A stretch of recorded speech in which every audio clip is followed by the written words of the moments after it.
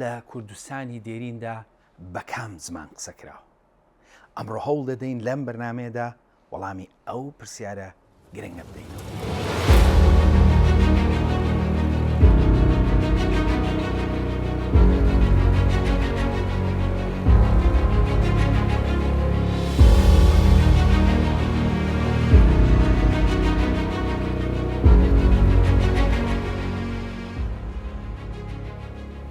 نەتەوەکانی جیهان بایەخێکی زۆر بەم بابەتە دەدەن و چەندین پەرتووک و بەرنامەی لەسەر بڵاو دەکەنەوە. ئەوەش لەبەرەوەی کە زمان بەشێکە لە ناسنامە و بوونی نەتەوە و ئامرازی پەیوەندی نێوان خەڵکە. لەبەرەوە زۆر گرنگە کە بزانین زمانەکەمان لەکوێوە هاتووە و چۆن ئەم زمانی ئەمڕۆی لێ پەیدا بووە. ئەمڕۆ لەم بەرنامەیەدا هەوڵ دەدەین هەنگاو بە هەنگاو و لە ڕێگای بەڵگە مێژوویەکانەوە ئەم بابەتە گرنگە یەکلا بکەینەوە.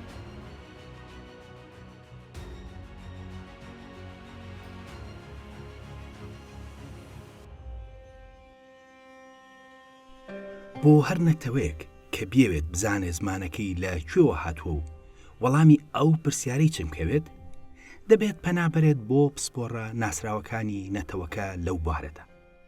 بۆ نمونە پرۆفیسۆر مارف خەزەندار کە خەڵکی باشوورە و خاوەنی چەندین پەرتووکە و جگە لە چەندین بەرهەمی جیاواز لە بواری وێژەی کوردیدا، بە تایبەت مێژووی وێژەی کوردی لە 7 بەشدا نووسیوە.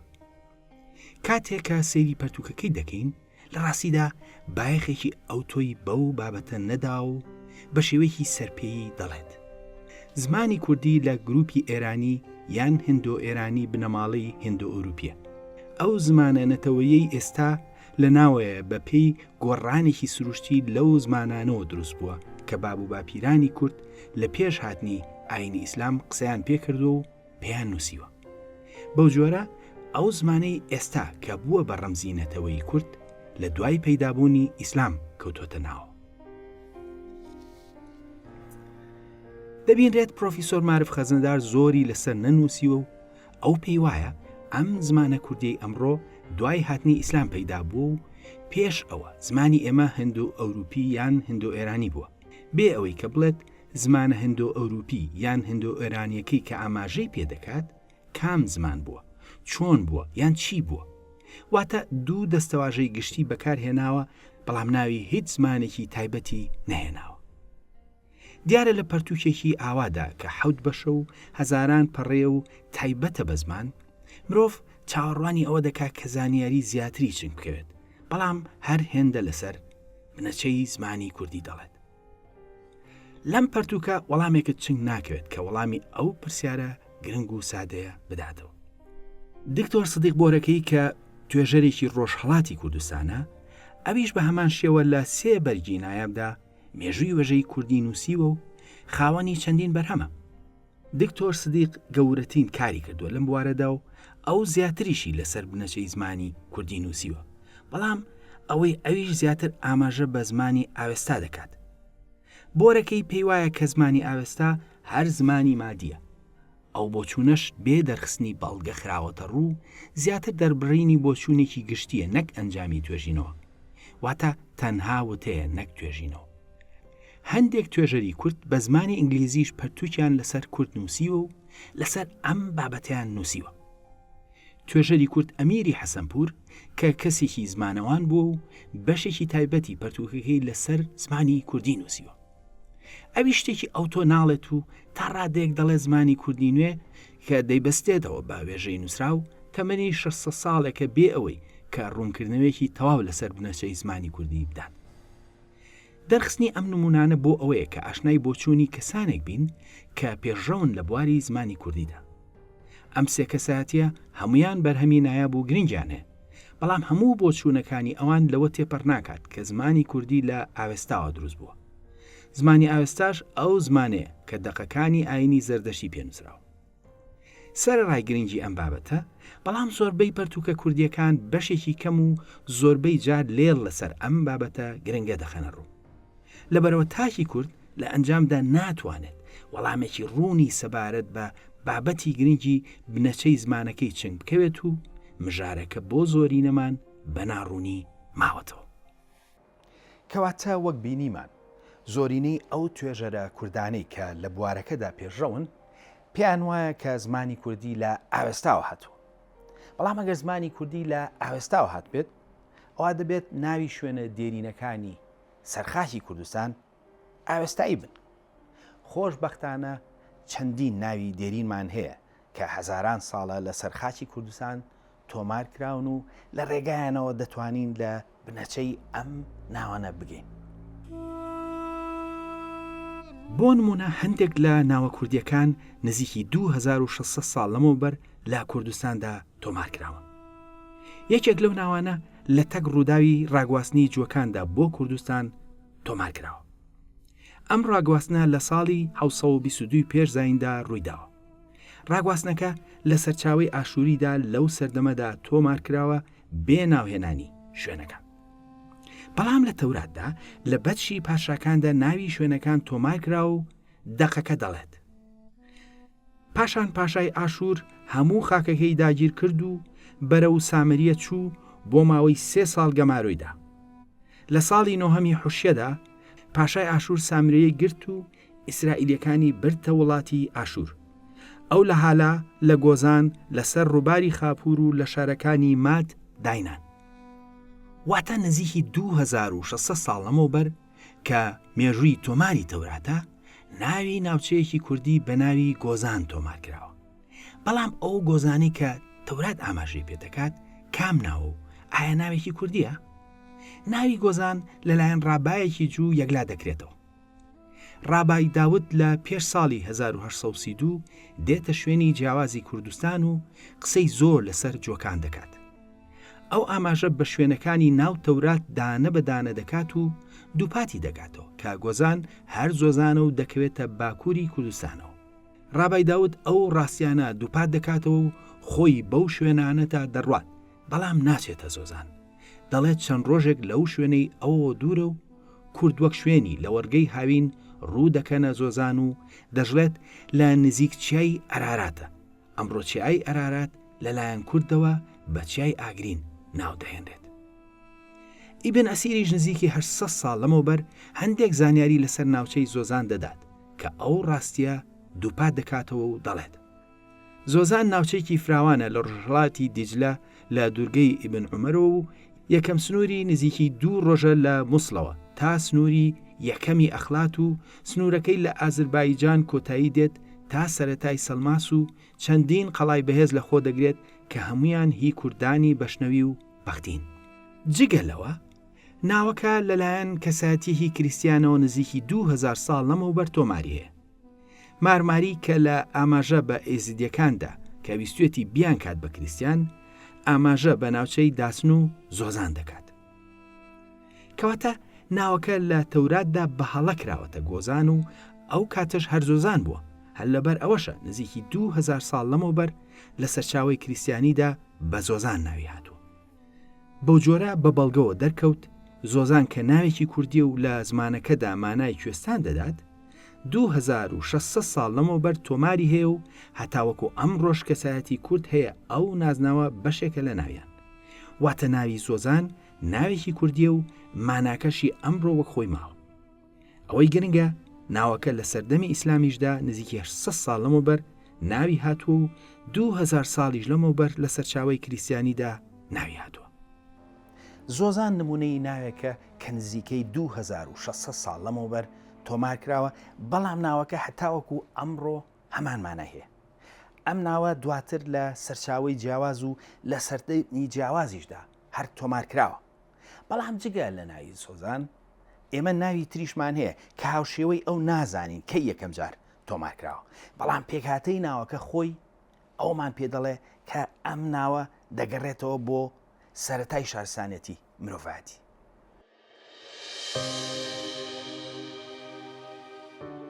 با سەیری چیای بکەین لە کرماشان. چیای شاماران. ئەم چیایە ناوەکەی لە 3 بەش پێکاتووە: شا، مار لەگەڵ ئان. وشەی شا لە کوردیدا مانای پادشا، شاژن، مەزن دەدات و مار گیاندارێکی ناسراوە و ئان پاشگیری کۆیە. ناوەکە مانای شاژنی ماران دەدات. نزیکترین کۆنترین وشە لە وشەی شای کوردی بریتیە لە وشەی ئیتی هاشووی زمانی هیتی. وشەی مار سۆمەریە و لەو زمانەدا بە شێوەی مر گۆکراوە. پاشگیری ئان لە زمانی سۆمەریدا بە شێوەی ئێنێ و مادیدا وەک ئانی کوردی هەیە. بۆ جۆرە ناوی هاشوماران یا هاشومرێن بەنزیکی 4000 ساڵیش لەمەوبەر هەر هەمان مانای وشە کوردیەکەی هەبووە. کەواتە هەندێک لە ناوە کوردیەکان هەرچەندیژە مێژووی سەرەتای دەرکەوتنیان نازانرێت، بەڵام پێکهاتی ناوەکە هیچ گومانێک لە دێرینی هەزاران ساڵیان ناهێڵێتەوە. ئێمە لەم بەرنامەیەدا هەوڵ دەدەین کە ئاماژە بە شوێنی جیاوازی کوردستان بکەین. با بچینە ناوچەی بادینان و باکووری شاری دۆک. لەوێ ناوی شوێنێک هەیە لە سەر سنووری باکوور و باشووری کوردستان. پێکهاتەی ناوەکە ئەمڕۆ لە زمانی کوردیدا مانایەکی ڕوونی هەیە. لە هەمان کاتدا ناوەکە لە کۆنترین زمانی مێژوودا هەمان مانایە. ناوچەی بەروار یان بەرواری باڵا ناوچەیەکە کەوتۆتە باکووری پارێزگای دهۆک لە باشووری کوردستان و بەشێکی کەمیشی دەکەوێتە باکووری کوردستانەوە. ناوەکە بەرواری باڵا لە 3 بەشی سەرەکی پێکاتوە: بەر، وار، باڵا. ئەم سێ وشەیە لە کوردیدا هەر 3 مانایان هەیە. یەکەم وشە بەر چەندین مانای هەیە لە زمانی کوردیدا، لەوانە پێش، لایەک، لا، ڕوو. لە سۆمەریشدا بە شێوەی بەر مانای لا یاخود تەرەف دەدات. جگەلەوە چەندین مانای تریشی لەگەڵ کوردیدا هاوبەشە. وار لە کوردیدا مانای دەبێتە وڵات شوێن و لە سۆمەریدا ورو ماناکەی دەبێتە شار ناوچە دەڤەر گوند.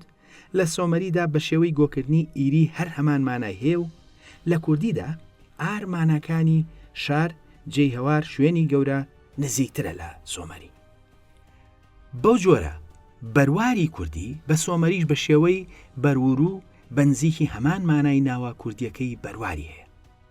وشەی باڵا کە لە کوردیدا مانای بەرس یاخود سەر و چەندین مانای تری هاوشێوە دەدات و لە سۆمەریدا چەندین مانای هەیە و دوو لە ماناکانی دەبن بە بەرزکردنەوە و هەڵهێنان و چەند مانایکی تر.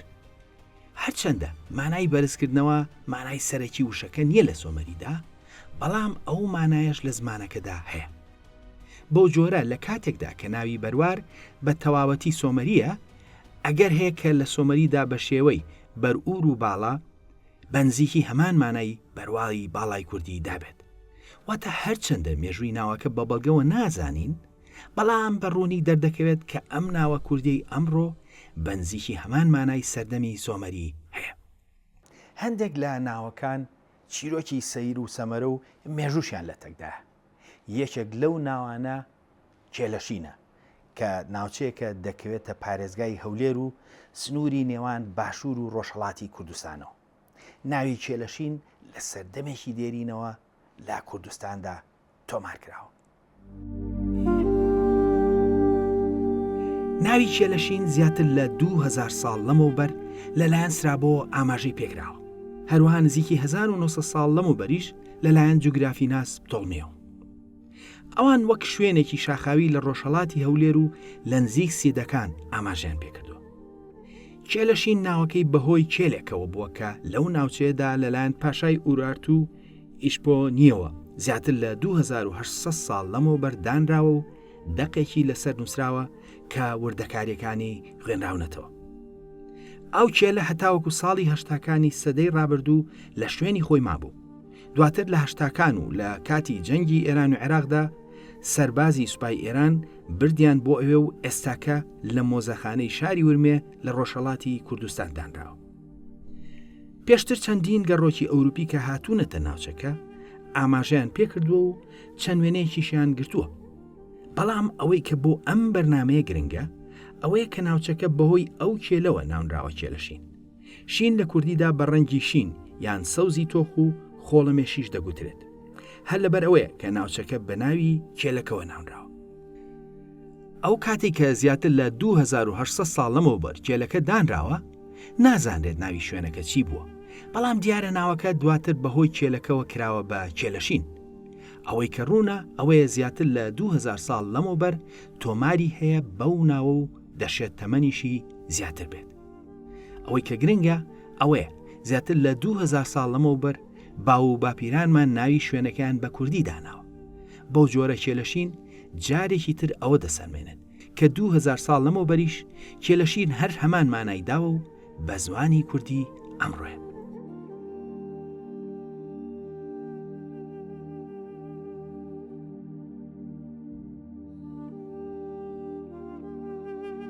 هەندێک جار هەندێک لە ناوی شوێنە کوردیەکان شتێکی ترمان بۆ دەخەنە ڕوو، کاریگەری زمانی بێگانە لەسەر ناوە کوردیەکان.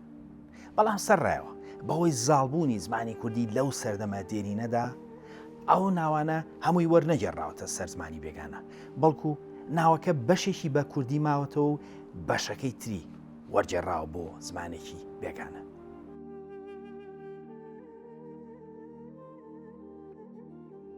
لە نزیکی 2900 ساڵێک لەمەوبەر زمانی ئارامی بە ڕۆژهەڵاتە بڵاو بوو بە زمانی فەرمی نووسینی ئەو سەردەمە.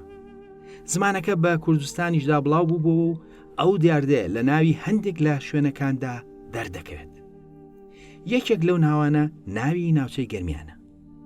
ناوەکە نزیکی 2800 ساڵ لەمەوبەر بە شێوەی خەڵکی گورومو یان گورومی لای ئاشوریەکان تۆمار کراوە. نزیکی 1900 ساڵ لەمەوبەر لەلایەن تۆڵمیەوە بە شێوەی گەرەمایی تۆمار کراوە. هەروەها لە دەقە کریستیانەکاندا نزیکی 2000 ساڵە ناوی ناوچەکە هاتووە بە شێوەی بێتگەرمای کە شێوە ئارامی وەرگێڕانی ناوی گەرمیانی کوردیە. ئەوەش لەبەرەوەی کە وشەی گەرم کوردیە و یان پاشگرێکی مادی و کوردیە و لە شوێنە میتیانەکانیشدا دەردەکەوێت. واتە بەهۆی کاریگەری زمانی ئارامیەوە تەنها بەشی یانی وشەکە وەرگێڕاوە و کراوە بە بێت و لە ئەنجامدا لای ئەوان بووە بە بێتگەرمای. ئەوەش لەبەرەوەی کە وشەی یانیانەی کوردی و میدی و میتانی کراوەتە بێتی ئاشووری و ئارامی. بەڵام گەرمیانی باشوور تەنها نیە. لە ڕاستیدا بەهۆی گرنگی دابەشکردنی ناوچەکان لە کوردەواریدا بۆ کوێستان و گەرمیان و لە کرمانجیشدا بۆ زۆزان و گەرمیان، ناوی گەرمیان لە ناوچێک لە باکووریش تۆماری هەیە. ناوەکە ئاماژە بۆش بە شوێنێک لە نزیک مەڕەش لە باکووری کوردستان. ناوی گەرمیانەکەی باکووریش دێرینە، بەڵام یەکەم جار نزیکی 1700 ساڵ لەمەوبەر لە دەقێکی کریسیانی قەشەیەک بە ناوی حەزرەتی ئەفریم تۆمار کراوە. ئەم قەشەیە پەرتووکێکی ئاینی نووسیوە دژی پێغەمبەرمانی و کەسایەتی بەردەیسان و مارسیۆن. ئەو بە زمانێکی تند هێرش دەکاتە سەر ئەو سیانە و لە شوێنێکدا لە دژی بەردەیسان قسە دەکات کە چۆن شتی لە ناوچە جیاوازەکانی کوردستان هێناوە و دەڵێت. لێکدانەوەی بۆ دەکردن و شتی لە زاراوەی بێتگەرمایی و لە زاراوەی ڕۆها یاخود ئورفە هێنا. بەو جۆرە ئەو سەردەمەش ناوەکە هەر گەرمیان بووە، بەڵام لە بەرەوەی کە زمانی فەرمی ناوچەکە بووە بە ئارامی، ئەوان لە تۆماردا کردویانە بە بێتگەرمای. هەروەک ئەمڕۆکە لە فارسی و عەرەبیدا شارە زووری کوردی دەکەنە شەهرە زوور. بە دڵنیایی ناوەکە لەو بێژوەش دێرینتر بووە، بەڵام بە بەڵگەوە دەردەکەوێت کە نزیکی 2800 ساڵە لە دوو شوێنی کوردستان ناوی گەرمیان هەبوو و ئارامیەکان تەنها لە نووسیندا بە نیوەیی وەریان جێڕاوە. هەندێک جار ژمارەیەک لە ناوە دێرینە کوردیەکان بە تەواوی لەلایەن ئەو نەتەوە بێگانانی کە هاتوونەتە کوردستان وەرگێڕاون بۆ سەرزمانی خۆیان. یەکێک لەو ناوە سەرنجڕاکێشانە ناوی دەربەندی بازیانە لە نزیک شاری سلێمانی لە باشووری کوردستان. زیاتر لە 2800 ساڵ لەمەوبەر پاشای ئاشووری شەلمەنسەر کاتێکە هێرش دەکات بۆ ناوچەی زاموە یان شارە زووری ئەمڕۆ، ئەو کاتێککە دەگاتە دەربەندی بازیان ناوی دەهێنێت. ئەو پێدەڵێت با بێتوو یاخود بابێت. ناوەکە بە زمانی ئاشووری مانای بابێت واتە شوێنی دەرگا دەدات. ئەوەی کە ئەو ڕاستیە دووپات دەکاتەوە کە ناوەکە لەو سەردەمەشدا هەر بازیان بووە، ئەوەیە کە ناوی بازیان لە زمانی کوردیشدا هەر مانای شوێنی دەرگا یان کردنەوە دەدات. لەبەرەوەی کەوشەی باز لە کوردیدا مانای کراوە دەدات و لە زمانی سۆمەریدا باد مانای کردنەوە دەرباز دەدات و لە هوریدا وشەی باز مانای چوونە ژوورەوە دەدات. واتە بە زمانی هوری ئەو کاتە بازیان مانای شوێنی چوونە ژوورەوەی داوە. ئەوەی مایی سەرنجە لە زمانی ئینگلیزیدا بە دەربەند دەڵێن پاس و بە فەرەنسیش پێی دەڵێن پاس و لە لاتینیشدا هاوشێوێ. واتە ناوی بازیان ئەو پەیوەندیەشی بە زمانە هندو ئوروپیەکانەوە دەکەوێتە ڕوو. کەواتە ئەوە دەری دەخات کە ناوی بازیان لە سەردەمی هوریەکاندا هەر هەمان مانای شوێنی چوونە ژوورەوەی داوە و ئەمڕۆژ هەر هەمانمانە دەدات. دەبێت بیرمان نەچێت کە لە سەردەمی ئاشووریەکانیشدا ئەوێ هەر دەرگەی تێدا بوو و لە سەردەمی بابانەکانیشدا هەر بە هەمان شێوە بوو. بۆ جۆرە لە ڕێگای ناوی بازیانەوە ئەوە دەردەکەوێت کە ئەو سەردەمەی ئاشووریەکان هاتوونەتە کوردستان، خەڵک بەو شوێنیان گوتووە بازیان و ئاشووریەکان ناوەکان وەرجێڕاوە بۆ بابێت. سەرنج دەدرێت ناوەکان لە شوێنی جیاوازی کوردستان و لە قۆناغی جیاوازدا تۆمارکراون. بەڵام هەر ناوی شوێن نین، بەڵکو هەندێک جار ناوی زۆر ئاڵۆز و لێکدراوی هۆزێک دێرینەی زمانی کوردیمان بۆ دووپات دەکاتەوە.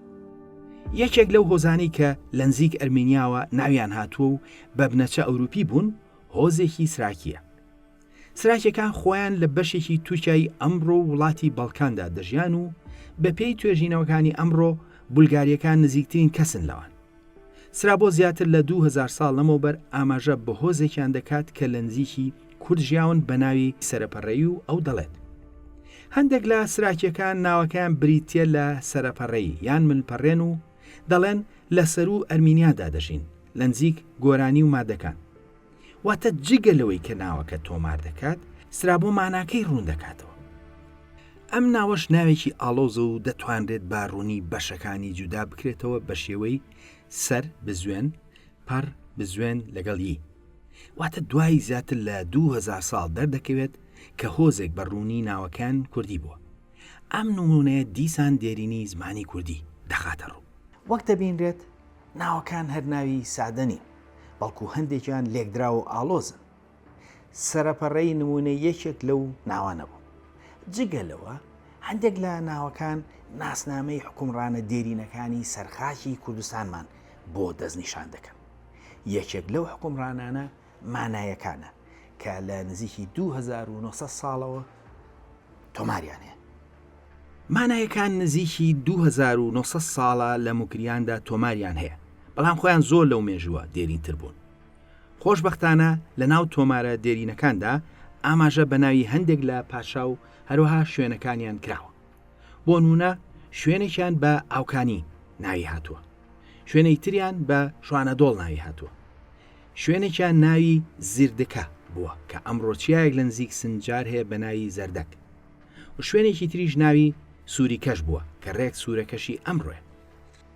تەنانەت لە دەقێکدا کە بە زمانی ئەکەدی نووسراوە، مانایەکان بە مانایەکان و ناویان هاتووە کە ڕێک مانایەکانی ئەمڕۆی زمانی کوردیە.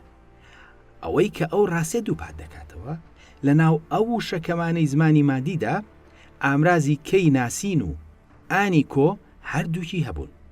واتە لەو سەردەمەشدا ئەو ناوە بە زمانی مادەکانیش هەر هەمان مانای مانایەکانی کوردی ئەمڕۆی داوە.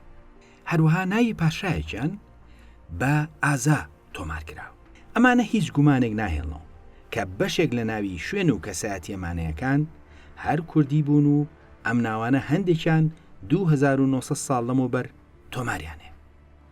وەک سەرنج دەدرێت ناوەکان لە شوێنی جیاوازی کوردستاندا، بەڵام هەر ناوی شوێن نین، بەڵکو ناوی خەڵکیشن. لە ڕاستیدا ئەم ناوانە ژمارەیان زۆرە و چەندین بەرنامەشیان پێویستە. بەڵام ناوی دوو گوند لە باشووری کوردستان لە کاتێکدا کە دێرینی زمانی کوردی دووپات دەکەنەوە، لە هەمان کاتدا پەیوەندی زمانی کوردی لەگەڵ زمانە هەندۆروپیەکاندا دەخەنە ڕوو.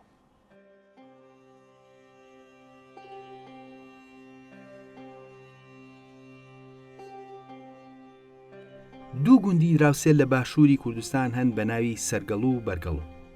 ناوی سەرگەڵ و پێک دێت لە سەر لەگەڵ گەڵوو، واتە سەرەوەی گەڵی، و بەرگەڵ و پێک دێت لە بەر لەگەڵ کە ماناکەی دەبێتە لا لەگەڵ گەڵوو، بەردەم گەلی یا پێش گەلی.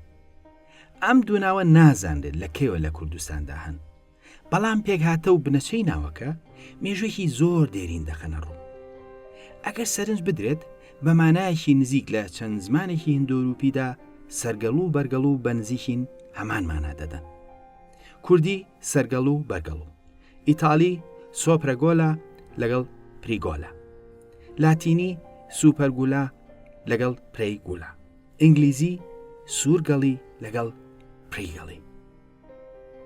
جگەلەوە ئەگەر سەیری ناوی سۆمەریش بکەین، ئەو پەیوەندیە دەبینین. بۆ نمونە لە سۆمەریدا وشەی سوهور بە مانای تەپڵی سەر پۆپەی درەخت لەگەڵ پۆپنە کە لە سەری کوردی نزیکە.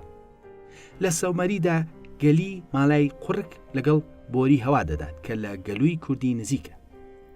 بەر لە سۆمەریدا مانای دەرەوە لا تەرەف دەدات.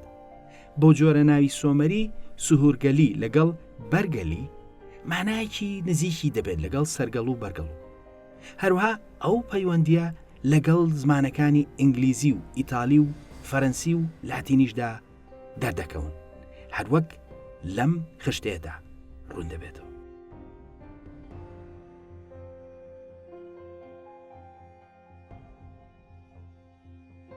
ئامانجی ئەم بەرنامەیە ئەوە بوو کە بزانین لە کوردستانی دێریندا بە کام زمان قسەکراوە.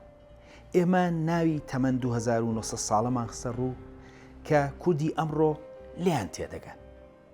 باشە ئێمە ئاماژەمان بە هەندێک پەرتووکی ئەکادیمی کرد لەم بەرنامەیەدا کە دەڵێن زمانی کوردی لە ئاوێستاوە هاتووە. ئەی کەواتە بۆ ئەم ناوانە هیچیان ئاوێستایی نەبوون. بابەتی ئەوەی کە زمانی کوردی لە ئاوێستاوە هاتووە لە سەدەی 20دا هاتە ناو کۆمەڵگەی کوردیەوە و ئەو هەوڵانش بەرهەمی توێژینەوەی کورتخۆی نەبوون، بەڵکو ئەنجامی لاساییکردنەوەی هەوڵەکانی ئەوروپا بوون. لەو بوارەدا ئەوروپاش ئەو هەوڵانەی لەژێر سایی تیۆریەکدا داڕشت بوو کە بە تیۆری ئاری دەناسرێت. تیۆریەکە ئەمڕۆ لە ئەوروپا خۆیدا بە ئەفسانەیەکی نازانستی لە قەڵەم دەدرێت. پەیوەندی ڕوونی لە نێوان زمانی کوردی و ئافێستادا هەیە و من نزیکی 12 ساڵ لەمەوبەر لە فەرهەنگێکی گەورەدا ئەو پەیوەندیم خسۆتە ڕوو. بەڵام بوونی پەیوەندی دوو زمان ناکاتە تەواوکەری یەکتر. جا هەرچەندە لە ناو خۆماندا ئەم چیرۆکە دەجێڕنەوە گوایە کە ئاوێستا زمانی کوردی کۆنە و هەندێک جار دەڵێن زمانی مادی خۆیەتی. بەڵام زۆرینەی ئەو توێژینەوە زانستیانەی کە لە جیهاندا کراون گەیشتونەتە ئەو ئەنجامەی کە زمانی ئاوێستا زمانی خەڵکی ناوچەکانی ڕۆژهەڵاتی ئێران بووە. زۆربەی ڕووداوەکانی ناو ئاوێستاش لەو شوێنانن کە ئەمڕۆ بە ئەفغانستان و پاکستان و تاجیکستان و تورکمانستان و ئوزبەکستان دەناسرێن. جگە لەوانە هەموو ئەو ناوانەی کە لەم فیلمە داخرانە ڕوو لە ئاوێستادا نین.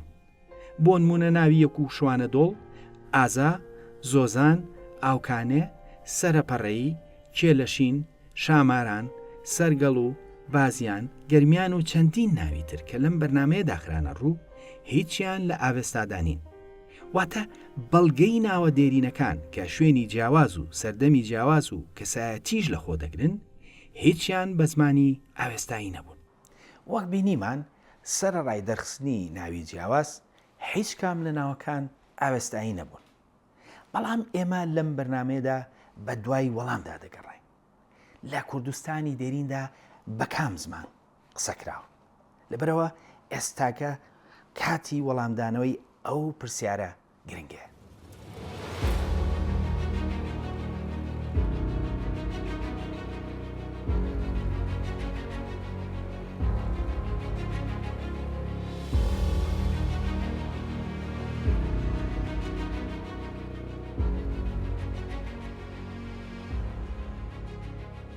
لە ڕاستیدا وەک لە ڕێگایی بەڵگەکانەوە کەوتە ڕوو.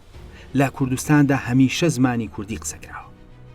ئەم زمانەش یەک زاراوە نەبووە، بەڵکو لە سەرەتای مێژووە زاراوەی جیاوازی کوردی لەسەر خاکی کوردستاندا قسەکراوە. زمانی تریش لە دەرەوەی کوردستان هاتۆتە سەر خاکەکە. هەندێک لەو زمانانە خزمایەتیشیان لەگەڵ کوردیدا هەبووە و هەندێکیشیان پەیوەندیان نەبووە لەگەڵی.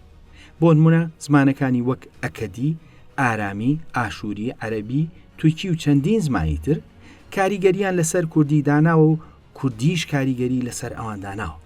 بەڵام زمانی سەرخاکی کوردستان هەر کوردی بووە، بەڵام ئەمڕۆ لە ژێرناوی جیاوازدا ئەو زاراوە دێرینە کوردیانە دەناسین.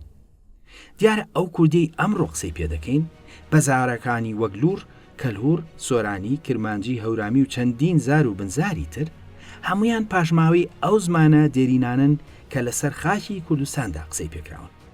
بەو جۆرە زمانی سەرخاکی کوردستانی دێرین کوردی خۆی بووە بە شێوە دێرینەکەی. زمانی کوردی دێرین لەگەڵ سەردەمدا گۆڕاوە و زۆر وشەی بزر کردووە و وشەی نوێ هاتۆتە شوێنێن.